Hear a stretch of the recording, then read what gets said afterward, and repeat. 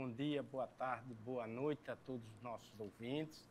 Iniciamos agora mais um programa tratando das questões de Alagoas, notadamente nas questões econômicas, questões de gestões, perspectivas, desafios. E hoje eu estou trazendo para a nossa conversa, né, semanal dois professores, dois especialistas, uma geração nova e promissora que o nosso estado está sendo desenhando, que se trata do Adelmo Martins e do João Geraldo, né? Duas pessoas, todos eles têm um tronco em comum, que é a questão do empreendedorismo. Todos eles, inclusive, são consultores do Sebrae, então a gente vai ter uma oportunidade de ter uma aula aqui com eles, discutir esses temas tão importantes, que é a questão do empreendedorismo. O meu motivo maior de trazer eles é por uma máxima que se coloca no meio, né, do processo pós-pandemia. Parece que esse país despertou para a questão do empreendedorismo. Vivemos um momento muito difícil, né, que o país atravessou, mas trouxe algumas chamas, e uma das chamas foi a vertente do empreendedorismo. Eu estava lendo recentemente alguns relatórios, né, do governo federal, onde a gente já observa que a taxa do empreendedorismo no Brasil é a maior do mundo. Ou seja, a gente supera até a taxa da China, que é considerado, para mim, desde que eu fui educado, quando se falava em empreendedorismo, a gente falava do modelo chinês. Era um país que estava numa velocidade muito grande. Obviamente, o nosso estoque de empreendedorismo é baixo, mas a gente hoje já com a taxa de 30% do empreendedorismo, eu vou conversar com vocês um pouco sobre essa questão. Hoje a China está na faixa de 25%, 26%, ou seja, a gente conseguiu superar isso. Então, a gente tem uma expectativa de um país, né, mudando a sua matriz econômica, a sua matriz energética, com certeza a gente vai ter um novo promissor no tocante os aspectos econômicos desse país. E a gente vê o empreendedorismo como uma das saídas, esse despertar do empreendedorismo como uma saída muito grande. Mas eu não vou me delongar, na realidade é uma conversa e eu vou querer mais aprender e ouvir do que falar, mas quero também colocar sempre aqui em público o agradecimento da CEUNI, que está nos disponibilizando esse material tratando desses temas tão importantes de Alagoas, e o site AL1, que também faz todo um processo de divulgação. Na realidade, a gente faz parte. Mas antes de continuar, começar essa conversa, eu queria logo a apresentação. Obviamente, boa parte do público que nos assiste já conhece, mas não custa nada a gente ter a apresentação de cada um deles, né? Eu queria iniciar com o Geraldo, João Geraldo, falar um pouco ao público o seu trabalho, a sua perspectiva, e depois a gente passa para o Adelmo. Professor Nobel, é um prazer estar aqui nessa mesa, entendeu?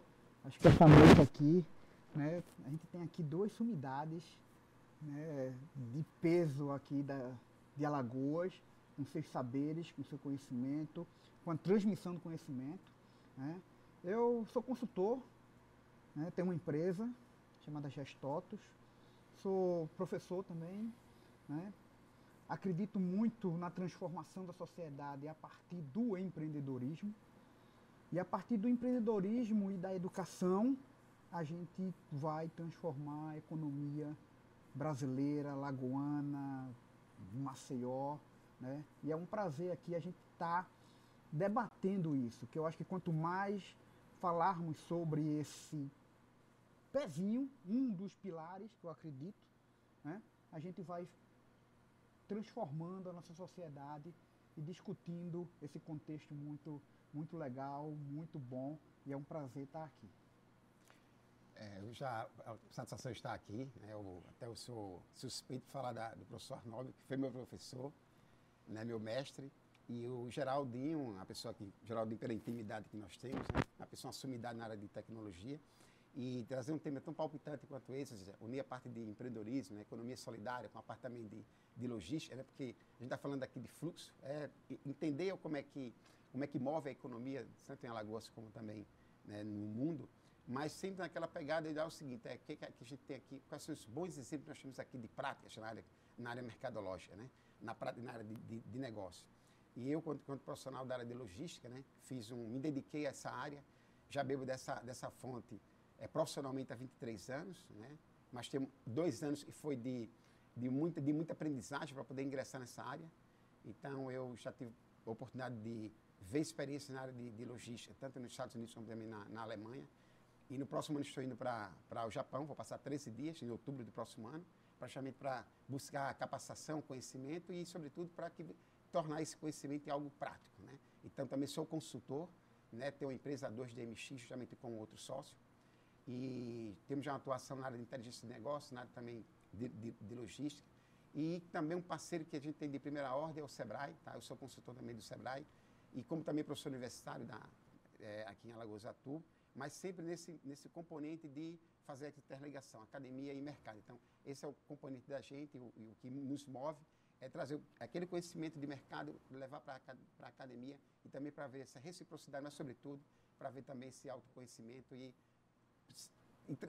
fazer com que, né, enquanto profissional, nós possamos contribuir para o que o mercado exige. Na realidade, a gente já vai sentir a importância da nossa conversa de hoje, né?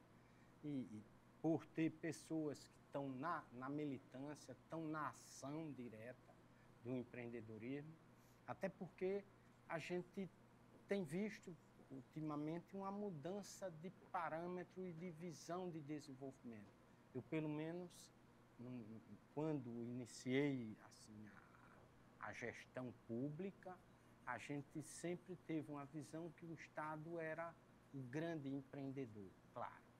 Um Estado como Alagoas, né, com os grandes déficits, as grandes dívidas sociais que a gente tem, não dá para perder ou deixar de estar acompanhando das políticas públicas do Estado. Mas a gente sente também que há a necessidade da população começar a empreender ou trazer o empreendimento. E alguns dados que a gente observa e fica muito contente quando a gente faz essas leituras. Por exemplo, a cada 10 brasileiros que estão envolvidos no empreendimento, e aí eu queria até pedir uma explicação um pouco, como é que vocês enxergam isso, 7 pensam em empreender. Quem está envolvido no empreendimento, cada 10, 7 já pensam ver o empreendimento não só como uma fonte de renda, mas o principal estímulo é a capacidade de ver um negócio surgindo, ou seja, e ver um processo de inovação nesse processo. Então, o que está acontecendo como é que vocês estão no dia a dia, vocês que estão no dia a dia, o que está acontecendo, o que está de bom para a gente ver essa capacidade da gente sair, por exemplo, das amarras de que o futuro era ser servidor público. Acho que é importante, continuo servidor e me honra muito, mas esse novo despertar para empreender, o que está motivando, quais são os ingredientes que vocês estão vendo, como é que vocês estão enxergando esse processo? Deixa eu começar, viu, professor? Pois não. Isso aí dá uma tese, viu? Na realidade, são vocês que estão fazendo isso. Isso dá uma tese, e uma tese muito, muito gostosa de ser trabalhada, de que a gente precisa transformar a cabeça do brasileiro. Durante muito tempo, nós fomos educados a sermos servidores públicos. Só que entenda, o Estado ele tem um limite de tamanho, ele tem um limite de receitas, porque você não pode estar inchando o Estado para que o empreendedor que está lá na ponta, o trabalhador que está lá na ponta, né, sustente essa máquina sozinho. Então, eu acredito na parceria, Estado, iniciativa privada. Então, tem coisa que o Estado, ele é que tem que continuar e ser o protagonista, mas tem áreas que o empreendedor tem que tomar conta. Essa perspectiva iniciou lá atrás, um professor, né, pelo menos aqui no Brasil, muito estimulado pela Federação das Indústrias, aqui em Alagoas, que trouxe, por exemplo, na década de 90, Fernando Dolabella, autor de um livro chamado O Segredo de Luiza, muito famoso e muito utilizado na década de 80 e 90 no ensino do empreendedorismo, que foi quando as pessoas disseram, opa, eu preciso transformar este aluno, né, este discente, melhor falando, tá certo? E dizer o seguinte, olha, a perspectiva não é mais só serviço público, porque o serviço público não sustenta as pessoas que estão hoje no ensino superior, ou no ensino técnico, ou no ensino tecnológico. E o que é que acontece? A mentalidade do próprio professor começou a ser transformada. Vários mecanismos começaram a surgir, como incubadoras de empresas, agora com aceleradoras. Até no ambiente escolar, a visão da educação empreendedora. Não, colocar desde pequenininho as crianças lá para dizer, olha, vamos fazer a feira empreendedora aqui, vamos trabalhar a educação empreendedora na juventude, na infância, para que as pessoas saibam qual é o valor do dinheiro, quanto custa fazer um brigadeiro, qual é a estratégia que eu tenho que ter para poder vender esse brigadeiro na escola. E isso começar a nos contaminar de um contexto bem positivo para que a gente comece a transformar, né, professor Adelmo, a nossa sociedade. Né? Exato. E aí tem a questão de buscar isso, né? Buscar as alternativas, né? Como complementar a renda? Porque seja ele ou ela, ou seja, o esposo ou a esposa, eles têm uma renda, ali pode ser seletista ou próprio ser servidor público, mas vem a questão, mas como eu posso complementar essa renda? O que é que eu posso fazer de... Até o Estado pesou muito, né? Exato, não assim, tinha mais, como o Geraldo falou, não aguentava mais pagar. Isso, ele tem os seus limites. Tem até a questão da própria LRF. Tem assim, ele está ali, não é que ele seja engessado, ele tem que cumprir o marco, certo? Do que ele pode ter de receita, ele também pode ter, para não comprometer. Não pode comprometer de as suas receitas. Então, ele não pode gerar muita despesa. E aí tem a questão de trazer, de também verificar, ter um mercado. Então, esse mundo corporativo, ele também... Só que aí, quando a gente fala no mundo corporativo, a gente fala, vai pensar só na restaurante? Não, eu tenho que verificar também lá o pequeno. Uma coisa muito simples. Basta você sair de casa, você vai encontrar... Se você se deslocar a menos de 50 metros, você vai encontrar pelo menos aí 10, 15 pessoas que estão comercializando alguma coisa. Um churros na porta, um churros, é um acarajé, é alguém vendendo capa de celular. Ou seja, as pessoas estão buscando alternativa para poder complementar, até por uma questão de necessidade mesmo. Até para não ficar muito dependente, né? Porque é natural. Né? Até a gente olhando também pelo tamanho da família. Né? É claro, tem aquelas pessoas que decidem não ter filho, mas tem aquelas pessoas que querem realmente constituir uma família com filhos. Então é preciso trazer renda adicional, até por uma questão também não é só de autossubsistência, mas também que você possa gerar uma renda com segurança, mas também trazendo esse componente A de gente teve bem-estar. uma experiência com o próprio Adelmo, quando a gente trabalhava no setor público, nos programas de qualificação. E a gente via muitos programas, eram muito voltados para serem servidor, por ser empregado, ser funcionário do setor privado. Hoje, vocês que são consultores, né, são talvez os mais importantes nessa cadeia, que foi mudar. Agora, eu digo sempre, eu acho que o CODEFAT, defendo sempre uma tese, que o governo tem hoje um recurso para a qualificação do trabalhador. Hoje a gente vê essa iniciativa muito em cima do SEBRAE, mas o que a gente vê no futuro é você colocar esses recursos não só para qualificar a mão de obra, mas qualificar a visão empreendedora. Eu acho que a gente pode dar uma guinada quando a gente pegar esses recursos ou poder utilizar esses recursos do CODEFAT, né, de outros programas do governo federal, para trabalhar exclusivamente nisso. Por quê? Porque está uma demanda muito grande do empreendedorismo. Né? A taxa hoje diariamente o que a gente vê, a apresentação desses negócios, né, que vocês mesmo estão presenciando e construindo é muito grande. Agora, como é que está é difícil a gente pegar um cidadão, porque a qualificação nossa está começando, mas ainda não tem essa velocidade toda. Eu vejo pela pandemia, né? Os números parece que assustaram. As pessoas buscaram, como a Adelmo disse, a correr. Mas eu pergunto, como é o tratamento? Quais são as dificuldades? Quais são os desafios que vocês enfrentam para tornar uma pessoa, que qualquer uma, eu, por exemplo, quero me tornar um empreendedor? Quais são os estágios? Eu teria essa curiosidade, talvez, as pessoas que estão nos ouvindo e vendo, como é que eu me faço? Quais são as etapas que devem ser seguidas? Posso começar? Pode. Professor, eu gosto de trabalhar muito o desenvolvimento de um negócio a partir de um problema identificado. Por quê? Esse problema a gente pode chamar de dor, né? Então, eu tenho um determinado grupo de pessoas ou grupo de negócios que tem um determinado problema que não está sendo atendido. A partir daí, eu posso começar a desenvolver uma solução para esta dor, para este problema que não está sendo atendido, pelo que tem no mercado hoje. Esse processo daí, a gente vai estruturando, né, um pouco de trás para frente, mas é porque eu tento garantir o seguinte: se tu tem alguém que tem um problema e eu tenho a solução, então eu tenho um possível cliente.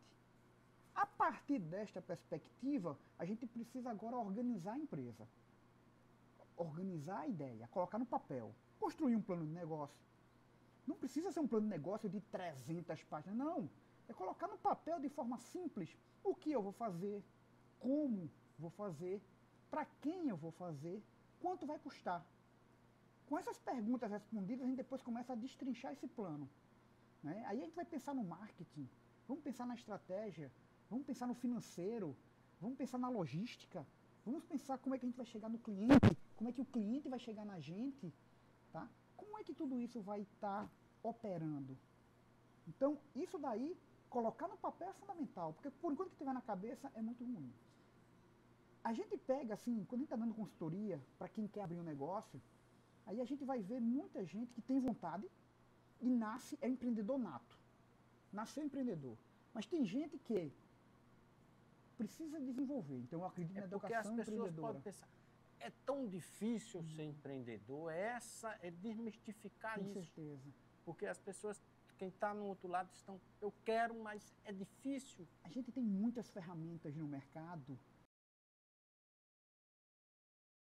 A gente consegue tirar esse gap que houve na formação, seja do ensino fundamental, seja do ensino médio, ou seja do ensino superior, que as caixinhas, né, da matriz curricular ainda nos força a não pensar nos negócios, a não pensar no que eu vou fazer pós-universidade, pós-mestrado, pós-doutorado. A gente termina não pensando nisso, porque a gente não foi educado para isso.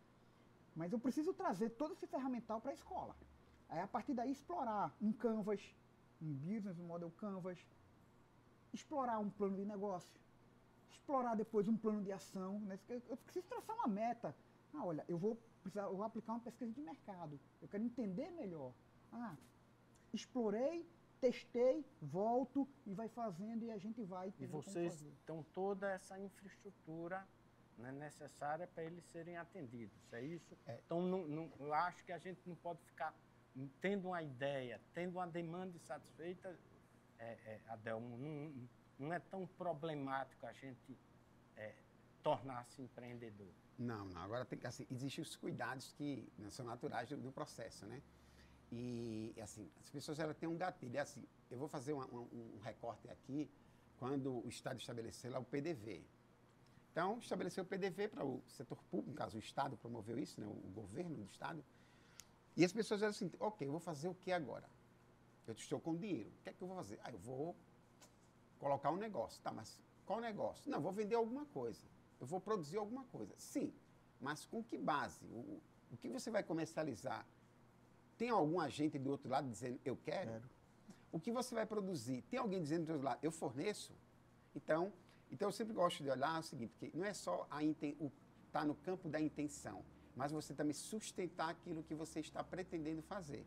E aí eu estabeleço 4 pilares. É o pilar gestão, o pilar processo, o pilar tecnologia e o pilar pessoas. Porque às vezes as pessoas, elas querem até fazer, tudo bem, mas quem que vai fazer é você? Você que vai empreender? Tem alguém que também vai compartilhar esse negócio com você? Você vai produzir o quê? Vou fazer uma aula artesanal de bijuteria. Tá, para qual mercado? Quem é o seu público-alvo? Então, é o que o Geraldinho colocou aqui. Eu preciso fazer os questionamentos. Sabe? Fazer lá o meu plano de negócio, business plan, é o seguinte, tá. Mas quais perguntas eu tenho que levantar aqui, de modo que eu não morra no primeiro ano? Então, tem essa questão também. Aí onde tem o papel que é importante aqui colocar, o papel do Sebrae, que até o Sebrae ele estende a mão para você, micro e pequeno negócio. Onde é que se eu for começar agora, qual é a primeira porta que eu tenho que chegar? A porta que eu digo é o seguinte, se você quer começar de forma assertiva, sem queimar largada, procura o Sebrae. Lá você vai encontrar soluções. Então, não importa qual seja a sua dor, não importa qual seja a sua necessidade, o Sebrae sempre vai ter o que? Um especialista vai dizer assim, está aqui o que você precisa. É só você dizer o seguinte, qual é a sua dor, que está lá, são as possibilidades e as opções para ele. Então, já começamos a abrir a porta, já existe um método e todas a cadeia do negócio tem especialistas, no caso o Sebrae, seria mais ou menos... Sim, o Sebrae tem uma gama de consultores, né, selecionado, um processo de seleção bem pesado, né, que credencia empresas, credencia os consultores das empresas, né, dentro das suas especialidades, dentro do seu know-how lá, para atuarem, por exemplo, no marketing digital, na produção, nas finanças, na contabilidade, né? Então, essa gama, no RH, né, como o professor Adelmo acabou de colocar, né, pessoas é que fazem processos, pessoas é que vendem. Né? A gente está aí no mercado digital, transformação digital é um processo, né? É um processo fundamental hoje em dia para quem está no mercado de vendas, mas você tem que ter ainda uma pessoa por trás. Né? Porque, às vezes, para o micro pequeno é muito caro você conseguir digitalizar tudo, ainda é caro, mas, por exemplo, o Sebrae tem uma trilha lá, como eles chamam, que você consegue entrar nessa trilha, fora outras capacitações fantásticas. Aí, né? Nesse passo, a educação é um ponto fundamental. É a base. É a base. Uma boa educação, né, transforma a sociedade. Se você não tiver uma boa educação, a gente não vai conseguir transformar a sociedade. Não adianta as técnicas se você não... eu costumo dizer, tem muito aluno que gosta de ir para a prática. Quero ir para a prática direto. Não, peraí, vamos primeiro conhecer um pouco da teoria. Porque você sabendo a teoria, a prática, você vai adequá-la a cada realidade. O senhor falou da questão da China, né? A China se transforma através da educação. O professor Adelmo vai para o Japão se transforma após a Segunda Guerra, lembrando que o Japão é uma ilha no meio do Pacífico, com um monte de vulcão, terremoto, tudo, e é uma potência econômica mundial porque investiu em educação. E naturalmente vem o desenvolvimento disso, né? P&D, tecnologia. E o Estado, como é que vocês veem? Que negócios vocês vislumbram em termos de empreendedorismo? Qual é a cara? Ou ainda não está bem formatada? Vocês que estão no dia a dia, como é que a gente poderia alavancar essa cultura? Porque o país está numa dinâmica, já sentiu que o peso do Estado, né, é necessário, mas também está muito pesado para segurar tudo isso. A gente está vivendo um bônus populacional. Tem ainda uma população jovem, não somos uma população da Europa. Então, em Alagoas, como é que a gente faz para não perder esse bônus populacional, essa juventude, não transformar em neném? Como é que vocês estão observando Que conselho vocês diriam? Se eu quisesse empreender, quero empreender, quais são as opções que a gente teria para... Vamos lá. Eu acredito muito na questão do Estado e inovação. Inovar é caro e é arriscado. Então, em todo mundo, a política de inovação tem por trás o subsídio do Estado. Porque não adianta, né, eu querer simplesmente fabricar o feijão. Não. É legal eu ser o celeiro do mundo, eu agora ser o supermercado do mundo, né, como foi classificado. Eu li uma reportagem um dia desse, classificaram o Brasil como o supermercado do mundo, não mais o celeiro. Mas, e a tecnologia? E a inovação? Para que eu possa fazer diferente e dizer o seguinte, 1 quilo de feijão é R$5, mas 1 quilo de feijão processado, enlatado, com uma durabilidade X, é R$15. Então, eu penso nesse contexto. O Estado, ele precisa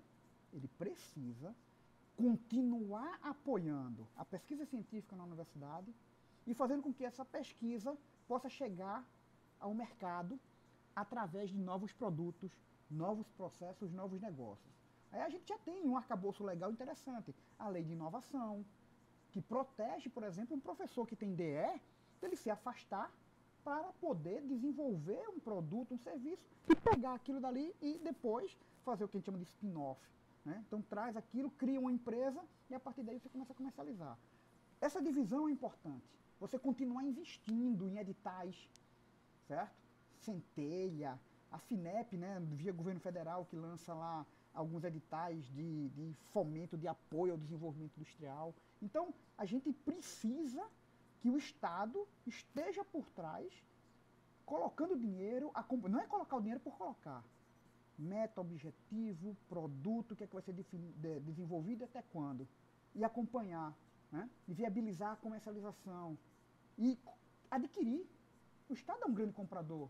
Então, o Estado precisa desenvolver suas técnicas e seus processos para adquirir tecnologias, adquirir novos produtos do comércio local, as prefeituras comprarem mais de comércio local, o governo do Estado comprar mais de comércio local, produtos inovadores, produtos que solucionem problemas específicos e assim por diante, né, Delmo? Eu vejo que o Estado existe até alguns bons projetos, tá? Nesse governo, também no governo anterior. Mas é preciso, assim, obviamente, tem que olhar Alagoas como uma plataforma de negócio. E isso aí até, muitos falam sobre isso. Eu posso até estar falando aqui algo que é muito usual, mas é preciso verificar o seguinte, tá? O que é que eu quero desenvolver no setor primário? O que é que eu quero desenvolver no setor secundário? E assim também no setor terciário. E verificar quais são as oportunidades, porque assim, eu vejo que o Estado ele tem que proporcionar a travessia. Tá? Ou seja, proporcionar a travessia, entendeu? Tem que, naquilo que ele pode, em termos de fazer fomento ao desenvolvimento de tecnologias, fomento também ao micro e pequeno negócio, tá? E aí ele tem que estender a mão, tem que verificar, ou seja, tem que buscar parceiros, já que não tem capilaridade, não tem musculatura, então vai trazer instituições que realmente tenham esse peso e tem que ter o know-how, mas ele também vai viabilizar via convênio, via forma de, assim, com contrapartida econômica, outro com contrapartida financeira, mas de modo que proporcione. Por exemplo, eu atendo uma indústria que até foi colocada aqui, antes de, a gente estava aqui ainda no off, que ela atua no segmento de enlatados, de conservas, pimenta biquinho, tá? É um produtor que está aqui, esse empresário está aqui há pouco mais de 8 meses, tá? Mais ou menos isso, mas ele veio de Pernambuco, necessariamente, no caso, pontualmente ali de Recife, mas ele hoje compra pimenta biquinho de produtores ali de Viçosa, de Capela, tá? Então, o que é que acontece? Então, só que aí é o seguinte, hoje ele tem uma escala pequena de produção, o mercado dele começa, no caso, para o seu escoamento da produção, ainda é um mercado também que ele ainda não está tendo como expandir na sua condição de quê? Na sua condição de que ele precisa também de recurso. Aí você vê um Pronamp, então um Pronamp, pegando agora e se tratando de que como o Estado pode atuar vir um Banco do Nordeste, um BNDES. Então, é importante dar capilaridade, mas, sobretudo, proporcionar um lastro financeiro para que ele realmente, esse empresário, porque quando ele aderir a um Pronamp, vai estar lá a taxa de juros dele, mas também vai estar o que é associado à Selic.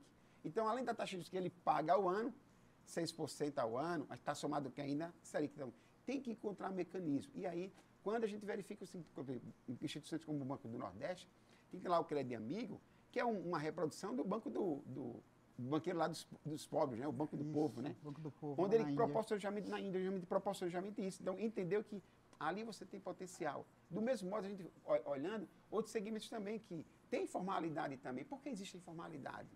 E como é que vocês estão vendo, por exemplo, as prefeituras estão cumprindo, vocês estão acompanhando no dia a dia esse fomento? Porque no Estado parece que iniciou, existe inclusive leis, né, que determina um percentual do seu orçamento para ser aplicado na inovação, mas não está faltando para completar essa cadeia. A União, ela também tem um percentual do seu orçamento ligado à inovação. Está até mais preocupado. Vocês estão vendo, como é que vocês estão vendo as prefeituras, né, nesse sentido?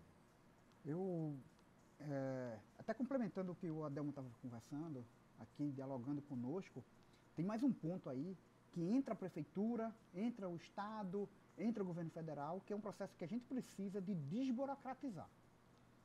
Né? Então a gente tem um arcabouço legal, às vezes, que impede ou cria barreiras de entrada muito pesadas para o pequenininho. Então, eu acho que um primeiro passo que as prefeituras, para incentivar cada vez mais o empreendedorismo, é criar um normativo legal que ele seja claro, que ele seja simples e que ele seja eficiente. Não é fazer de qualquer jeito. Por exemplo, eu não posso deixar que uma queijaria seja feita de qualquer jeito. Não, eu tenho que seguir normas. Mas como é que eu faço que esta norma seja seguida de verdade, que seja fácil de ser entendida e fácil de ser aplicada? É o primeiro ponto. Aí, só complementando, professor, hoje tem um negócio que está começando a funcionar muito bem, que é a Sala do Empreendedor nas prefeituras, que é um projeto que o Sebrae traz assim, e dá muito apoio para a prefeitura. A Sala do Empreendedor é uma grande porta de criação da pequena empresa, né, do MEI. Né, isso, quer dizer, vamos tirar da informalidade aquela pessoa que estava escondida lá, né, de qualquer forma, e não estava aparecendo como negócio, e pode ser um negócio, e aí a prefeitura lança um edital para contratar um MEI de lá. Então, a gente tem uma cimentinha, mas está faltando agora virar um trem-bala. Uma plataforma, como você falava, de uma Exatamente. necessidade de uma plataforma. Como seria, né? Agora mesmo, recentemente, semana passada, Taquarana assinou, no caso, a lei de incentivo, né, foi aprovado pela Câmara, e aí já fiz todo um trabalho, até o nosso colega Alex Tenório, o economista, né, tá? Ele é o secretário de Desenvolvimento Econômico de Taquarana. Então, assim, fez um gesto que, assim como também Limoeiro de Anadia fez, né, o Pilar também fez, Rio Largo também, que mais? Campo Alegre também lá com até o Léo, vice-prefeito, Léo Monteiro. Então, para poder você verificar, assim, eu não quero atrair só aquela empresa que ela vai gerar 150 empregos, mas eu quero dar condição para esse também fornecedor no caso aqui da prefeitura, que você colocou. Vamos comprar do meio?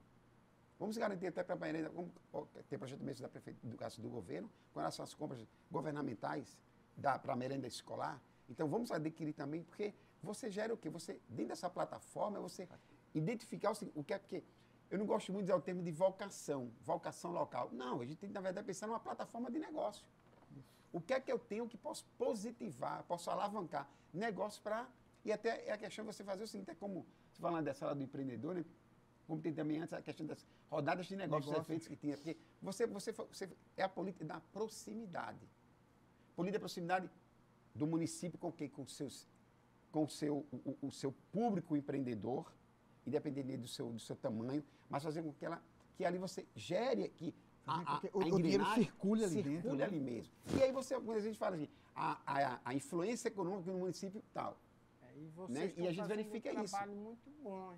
né, com essa ideia, do que eu estou dizendo vocês enquanto Sebrae, com a ideia do prefeito empreendedor, é para quebrar um pouco, Sim, né? sim. Como, de fato, tem quebrado, né? Isso em geral. Eu acho que o Sebrae tem feito um trabalho fantástico de mostrar, tá, ao prefeito, à equipe da prefeitura, o potencial que eles têm de geração de negócios, de compras públicas, de fazer com que o dinheiro circule lá dentro, né? De modelos de negócios diferentes, né? Como a gente falou logo no início, né? Aquela coisa assim, peraí, olha, não é só a indústria. Não, eu tenho serviços. Olha, não é só indústria e serviço, não, eu tenho uma cultura. Isso. Então imagina só o foguedo lá da Viçosa, né? Então imagina assim, o guerreiro da Viçosa lá, sendo produto de exportação. A escola de samba não virou? Por que o guerreiro não pode virar? Ah, porque o pastorio, aqui do Bebedouro, mas ele está em outro lugar com certeza, não pode virar um produto de exportação. Então, a gente precisa, né, eu também não acredito nessa vocação a gente faz, a gente transforma com educação. E com o quê? Com muito trabalho sério. Né? Na realidade, já estamos numa fase, né, adiantado, né, dentro da nossa programação, mas aqui eu saio muito contente. Primeiro, do entusiasmo de vocês, falando da possibilidade do Estado como um todo, ou seja, um novo desenho do Estado. O que vocês estão propondo não é acabar com o Estado, não, como alguns estão dizendo. Na realidade, é esse Estado empreendedor, esse prefeito empreendedor. A gente, né, uma das saídas... Parceiro, né? Parceiro. Parceiro. Então, na realidade, eu saio aqui muito entusiasmado na possibilidade de ver, por exemplo, a AMA, os movimentos dos prefeitos, né? De criar uma política de inovação e de empreendedorismo, como tem a sua secretaria hoje de saúde, de educação, de assistência social. A gente se enxerga com a posição de vocês, a gente ter também essa secretaria de inovação e de empreendedorismo. E, obviamente, sustentado com a educação.